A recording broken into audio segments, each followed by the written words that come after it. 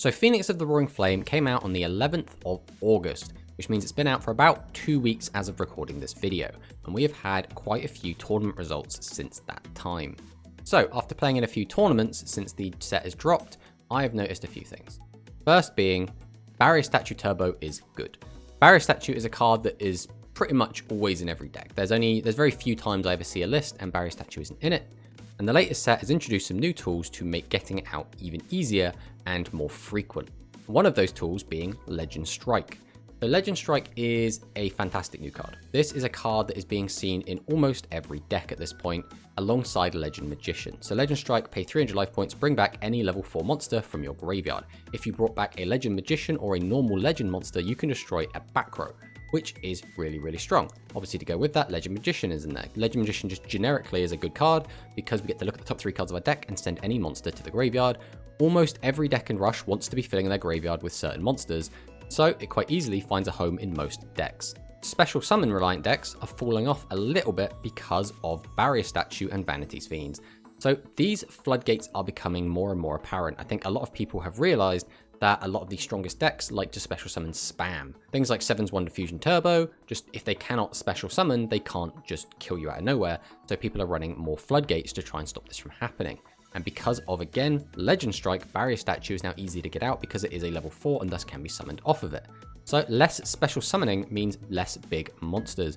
A lot of the monsters that typically do get to that crazy high attack are going to be things off of Power Bond, for example, getting a massive Cyber Twin Dragon attack. Things like 7's Geas, which can boost its attack to crazy high numbers, and things like Eternal Galactica Oblivion, which can again get to these ridiculous big numbers. Less special summoning means we're seeing more mid-range decks come to the forefront, and those decks tend to cap out at a lot smaller numbers, something like 25, maybe 3,000, but they don't typically reach those extremes that a lot of the more special summon reliant decks tend to hit. And the last observation I have is that everyone is trying out the new KP14 decks. What that means is we might see a bit more representation for the newer decks regardless of how strong they are, which means it might be more difficult to ascertain which decks are actually very strong, because if people aren't playing a lot of the older decks, it's hard to see how the newer decks will compete against them. So let's take a look at a variety of events that have taken place and the winning deck lists within. There was recently a 33-player tournament on the Discord server The Witch's Kitchen. So The Witch's Kitchen is a fantastic Rush Discord server. It is full of such lovely people and such strong players. I genuinely think that The Witch's Kitchen is the best Rush Discord server that I have been on, hosting very competitive style tournaments while also hosting very fun kind of side events which are very exciting to take part in, such as randomized decks. What makes this very exciting is that as a requirement to participate, all replays have to be posted publicly, which means all deck lists for the event are available, which means we can have a look at all that data and come to some nice conclusions. The event in question was a double elimination knockout tournament, meaning everybody plays until they lose 2 games and then they are knocked out of the event. Let's take a look at the top 9 players and the decks that they were running. Why 9 instead of 8, I hear you asking? Because I came 9th. So I was playing a Dragius build of Pure Glass aggro, as I wanted a deck that could play under Barrier Statue and Vanity's Fiend while still having an aggressive push through a defensive wall of monsters that doesn't get walled by Pure Glass, Galactica Oblivion, and Lurker. I got knocked into loser's bracket by Harpies, which eventually took 2nd place, and Secret Investigators knocked me out, which came in 5th. My deck bricked almost every single game, getting high level monsters stuck in my hand constantly, and I think I only resolved Grand Extreme 1 time all tournament. Overall, I still think the deck can put up some decent results. I think the build just needs some refining. So, looking at the top 8 decks, we have, in 8th place, Leviaknight Turbo. 7th place, Secret Investigators. 6th place, 7's Wonder Fusion Turbo, starring Zero Gaigius. 5th place, Secret Investigators. 4th place, Jointech Fusion? 3rd place, Secret Investigators. 2nd place, Harpies. And 1st place, Sea Serpent Midrange. So, something to take note of. There was only a single Harpy deck at the event. There were 4 total 7's Wonder Fusion Turbo decks in the tournament. There were only 2 Jointech decks. 3 of the 4 Secret Investigator decks made top 8. There were no Gaia decks. There were 3 Sea Serpent Midrange decks, but only one of them made it to top 8. So if we take a look at the top 8 spread for our Witch's Kitchen double elimination locals top 8, we can see that definitely the most represented deck is the Secret Investigators. Highest position that a Secret Investigator took was 3rd. So although it was the most represented, it might not necessarily be the strongest, but it might be considered the most consistent, since 3 of them did make it to top 8. If we take a look at the Legend Monster breakdown, we can see that the overwhelming majority of decks did bring Raiza the Storm Monarch. 2 of the top 8 decks did bring Alien Shocktrooper, which makes sense since they were playing the reptile variants of the deck, and it is very good when paired with Legend Strike. And only 1 of the top 8 decks was running Pitch Black Warwolf. If we look at the Legend spell card breakdown, we can see that 3 of the top 8 decks were playing Graceful Charity. It is a fantastic consistency tool, and I expect this card to continue seeing play into the future. Only 1 deck was running Dark Hole. This was actually kind of interesting. Dark Hole is a very, very powerful tool, but it looks like a lot of people opting to go for consistency rather than a get out of jail free card. Monster Reborn was in 1 deck. Notably, this was in the first place list, the Sea Serpent Midrange played by Voltalon.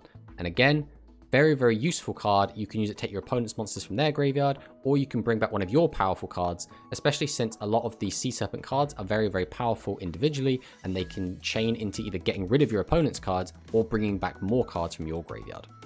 1 deck was on Power Bond. This was obviously the Jointech list, and this is because that deck kind of revolves around Power Bond, so it makes sense we'd see this here. 1 deck was on Heavy Storm, and 1 deck was on Polymerization. Finally, looking at our Legend traps, we can see that 6 of the 8 decks were on Magic Cylinder. It is still as dominant as ever and still very, very powerful. Obviously, our 1 Harpy list is playing Icarus Attack because that's just a fantastic card in there, and only 1 list was playing the Mirror Force. I was expecting to see Mirror Force see a little bit of an uptick in play, but it seems like the best players are still on the Magic Cylinder, so we'll have to see if that changes in the future or if Magic Cylinder is just here to stay. Of the top 8 decks, 5 of them were playing Barrier Statue, 7 of them were playing Legend Strike, and that is all 7 finalists except the first place list, which was Sea Serpents, and only 2 of them were playing XQT Riding. The most interesting deck in the top 8 is clearly the Leviaknight build, making good use of Heavenly Revelation to keep bringing back Leviaknight from the graveyard. The next most original build goes to 7's Wonder Fusion Turbo starring Zero Gygeus, which is exactly what it sounds like, and features Polymerization for extra style points.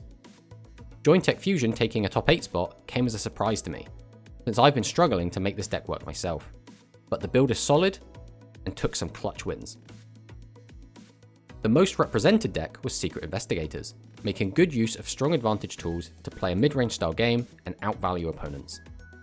Second place was Harpies, which got an additional tool to deal with Prison in Legend Strike, making them stronger than ever. Finally, we have Sea Serpent Midrange, a very strong deck piloted by a very strong player. Voltalon is the Sea Serpent Midrange guy, mastering the deck over the months since its release. The build includes 2 of the new Abyss Kite monsters for additional consistency, and the new spell card, Catois Choice, to keep up with faster decks. Speaking of Voltalon, his spreadsheet is a fantastic resource for seeing tournament-winning deck lists, but some of these events have a very small number of participants. If we take only events that have had a minimum of 8 players, we get 8 tournaments and 8 winning deck lists. Adding our 33-man Witch's Kitchen event, and we have 9 events with a decent sample size. Now, we've chosen 8 players as our minimum, just kind of arbitrarily. 8 generally feels like a good number in a tournament bracket, but if we edit this number to 9 or down to 7, the number of deck lists in our pool drastically changes, but for now we're just going to stick with an 8-player minimum. This is because Rush tournaments happen quite frequently over in Japan, but oftentimes they have very few participants, and I think a deck that won 1 or 2 games should not be compared to a deck that's won 4 or 5 games, just because I think it's quite easy for any deck to just win a couple of best of 1 games.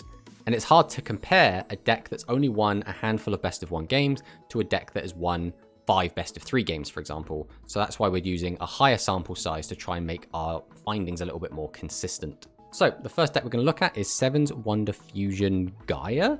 So this is a very interesting mismatch of decks. This deck tries to make use of the incremental synergy between the cards for both of these decks. Both of the boss monsters this deck can make, those being Gaia the Battle Ruler and 7's Gygeus, can both make use of Grace Spear, getting a huge attack boost and piercing. Also, this deck wants a way to get rid of back row, and again, Gaia the Battle Ruler can pop back row, making it pretty useful in this deck. I'm not entirely sure how this deck performs. Obviously, we just have the list. We haven't seen how it plays. I haven't tested it myself, but it managed to win at least an 8-player tournament. So it's doing something, right? Once again, we can see there is Barrier Statue in this list. There is the 3 Legend Magician. There is the Legend Strike, but there is no Executive Riding. So the next list we're going to look at is 7's Wonder Fusion Turbo. Who would have thought that this deck is still winning events? So one interesting thing to take note of is this is only running 1 Dragius, which means it looks like this deck is not necessarily just trying to spam out the 7's Geas. And since it has 2 Leopard, it's probably trying to lean more into Chariot. Also, a fun little inclusion, Mystical Elf is used as the Legend monster for this deck for its synergy with Legend Strike, which once again has found its home in this deck alongside Barrier Statue and the Execute Riding down here. So this is a 7's Wonder Fusion Turbo that is also a Barrier Statue Turbo deck. So next up we have Gaia. So this Gaia list is pretty interesting in that it has Dark Magician as its Legend monster. But this is pretty much a cookie cutter Gaia build. Another, I guess, interesting thing, but I suppose this deck is still not necessarily solved yet, is that this is playing the 3 Catapult Turtle, which does make it easier to summon your veteran Gaia the Fierce Knight. Once again, we are seeing our Legend Magician, Legend Strike, Barrier Statue package, and we are also seeing the Executive Riding. Our Legend Trap is going to be Torrential Tribute, and the other 2 trap cards are Intercepting Gaia. So this deck seems pretty decent for a Gaia build. It does have the ability to easily spam out Gaia the Dragon Ruler. It can attack directly, pop back row, and does have the Grace Spear for the big piercing. But this deck again is also playing the Barrier Statue Turbo. The one weakness of this deck is going to be that it is not going to be able to play very well under Barrier Statue, unfortunately. But it did manage to take a medium-sized event win, so it's doing something right. So next up we have another Gaia build. So that's 2 Gaia lists, which is doing pretty well. Once again, we do see the Dark Magician as the Legend monster, which is very interesting. Basically, I think this card is being used in here primarily because we can bring it back with Legend Strike, and it does technically fulfill the requirements for the field spell, gaining 500 attack, so it becomes a Blue Eyes White Dragon. Other than that, again, the deck is pretty much everything we'd expect. We're seeing, again, 2 Catapult Turtle. We've got the 3 main deck Aquila, which is interesting. And then once again, we're seeing the 3 Legend Strike, the 3 Legend Magician, the Barrier Statue. We are not seeing any of the Execute Riding here, though. So that is one difference from the last list. But again, it looks like a pretty solid Gaia build. Next up, we have a Harpy list that's a little bit hard to see. The glare on this is a little bit nightmarish, but it's looking like it's got most of the generic Harpy tools we've been seeing. We've got some Executes in here as well, some Lumir to deal with some high-level monsters. We've got the Raiza. Interestingly, we've also got Avian Spell Strategy instead of Legend Strike. This deck does have a decent amount of level 4 monsters, but has not opted to include Legend Strike, has not opted to include Legend Magician, but has not opted to include those new tools. This is also an interesting one because it is one of the only lists to not include Barrier Statue, which has been pretty much a mainstay in everyone else's decks. So interesting Harpy list, and the only one we're actually going to see. So maybe Harpy is falling off a little bit. Next up, we have Dark Galaxy. So Dark Galaxy, again, is pretty much the same it's always been. This deck hasn't really got any new tools outside of its new spell card, Dark Hole Device. As we can see, this player is still using the Dark Hole, so he's just gone for the 2-in-1 split, and he is on all of his equip spells. So this is a very interesting build. But again, this deck did manage to take a tournament win, so we'll have to respect this guy's wishes. But we do not, again, have Barrier Statue, we do not have Legend Strike, but we do have Vanity's Fiend as the Legend. So that is just another kind of floodgate card. So the next deck we're looking at is very strange. This is Earth Machine Burn. So this deck is the only Earth Machine Burn deck I have ever seen, but it did manage to win at least an 8-player event, which is very interesting. It seems to make use of all of these different burn type effects, even though some of these are such small amounts of burn, they're probably not worth including. You can't really see because of the glare, but this is 2 copies of Triceratops as well, which is a very interesting choice. Basically, it's a monster that can go up to 3400 attack or change to defense mode with its 2500 defense. So it's a very odd deck, and it does make use of Thestalos, which is pretty funny. But again, it did manage to take a big event, so we can't be too surprised by it. Interestingly, this is running 2 copies of Hot Off the Press, which is if you have a face-up Earth Machine type monster on your field, send 1 Earth Machine type monster from your hand to the graveyard, your opponent takes the bottom 5 cards of their deck, shows them, inflict damage to your opponent equal to the number of monsters among the cards shown times 400. Then your opponent places cards at the bottom of the deck in any order. So I suppose if you do hit 5 monsters with this effect, you can burn your opponent for 2000, so that's pretty good. Then we have Counter Cannonball, which is when an opponent's monster declares an attack, send 1 card from your hand to the graveyard, inflict damage to your opponent equal to the level of the attacking monster times 200. So if your opponent attacks you with a maximum monster, I guess, you'll hit them for 2000. If they attack with this level 7 monster, you can hit them for 1400. So again, another interesting one. And this card down here that is also covered in glare is a Musi Annoyance, which is when a card is sent to your opponent's graveyard during their main phase, inflict damage to your opponent equal to the number of cards in their hand times 300. Then if you activated this card when your opponent sent a card from the deck to the graveyard, send one random card from your opponent's hand to the graveyard. So another just burn tool. This deck seems to just make use of a lot of smaller burn effects to all add up and add up and add up and incrementally just take your opponent out of the game. It's a very interesting list, and again, burn is something we don't see a lot in Rush, so this is definitely a weird one. Alright, and the final deck we want to look at is Sea Serpent Midrange, and this also just so happens to be piloted by Voltalon, who also won a tournament from his own Discord server. It was a 10-player event, and he's managed to win 2 with this deck. Obviously a few changes from the last list, but still very, very strong. Once again, we are seeing the barrier statue. We're not seeing any copies of Legend Strike. We're not seeing any Legend Magician. This deck does seem to be a well-oiled machine, and Volt does seem to have crafted this deck very specifically to do what it needs to do. So if we take our 9 winning deck lists from our 9 different events and put them into a pie chart, we see this. So the decks that have won the most events is Sea Serpent Midrange with 2 and Gaia also with 2.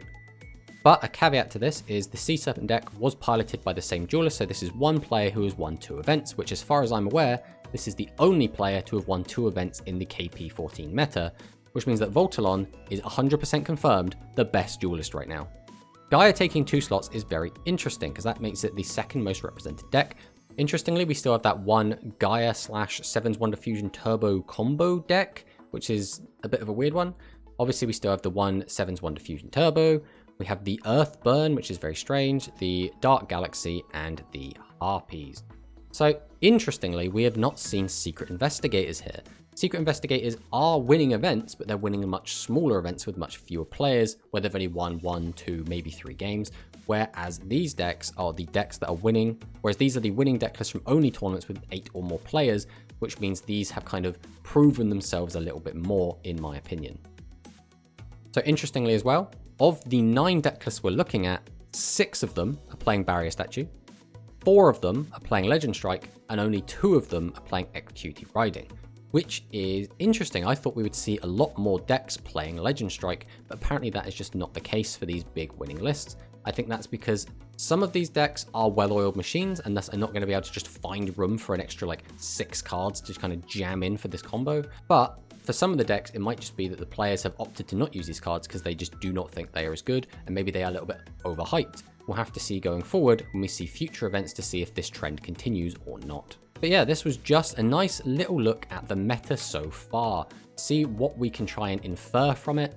It seems like more mid-range style decks are starting to come to the forefront, which is quite nice. If we go by our findings, we could say that maybe Gaia and Sea Serpent are the 2 strongest decks right now, but I think most people would not consider Gaia a super meta contender, which makes it very interesting that it has actually won 2 8+ player events. Another big takeaway is there are no maximum decks in this breakdown, which is very interesting. With how popular maximum decks are, you would have expected one to at least won some sort of big event, but it seems that they're just not being able to convert.